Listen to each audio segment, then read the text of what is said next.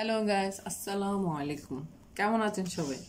আজকে আমি একটা রাশির অঙ্ক নিয়ে চলে এসেছি।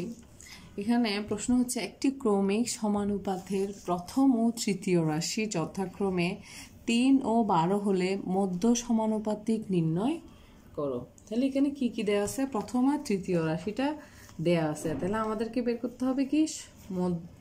মধ্য সমানুপাতিকটা বের করতে হবে। এটা একটা সূত্র আছে, আমরা সবাই জানি।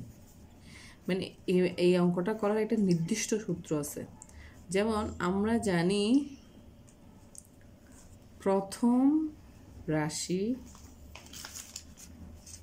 ডিভাইড বাই দ্বিতীয় রাশি ইকুয়াল টু দ্বিতীয় রাশি ডিভাইড বাই তৃতীয় রাশি।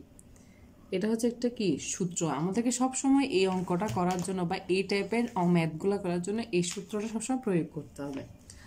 তাহলে আমরা এখানে প্রথম আর দ্বিতীয় রাশিটা আমাদের কি কি মান দেয়া আছে, প্রথম আর তৃতীয় রাশির মানটা। তাহলে আমাদেরকে বের করতে হবে কি দ্বিতীয় রাশির মান। তাহলে এখানে যদি আমরা কোণাকুণিয়া করি, তাহলে এটা কি দ্বিতীয় রাশিকে আমরা কি লিখতে পারি? হোল কিউব লিখতে পারি, কারণ এখানে পুরোটাই কি দুইটাই দ্বিতীয় রাশি। তাহলে প্রথম রাশি ইন্টু তৃতীয় রাশি। তাহলে এখানে বা হবে। তাহলে বা দ্বিতীয় রাশি হোল কিউব ইকুয়াল টু প্রথম রাশির মান হচ্ছে কত? 3, দ্বিতীয় রাশির মান হচ্ছে 12। তাহলে দ্বিতীয় রাশি হোল কিউব ইকুয়াল 3 12 36। তাহলে দ্বিতীয় রাশি সমান √36 বা লিখতে। তাহলে এখানে দ্বিতীয় রাশি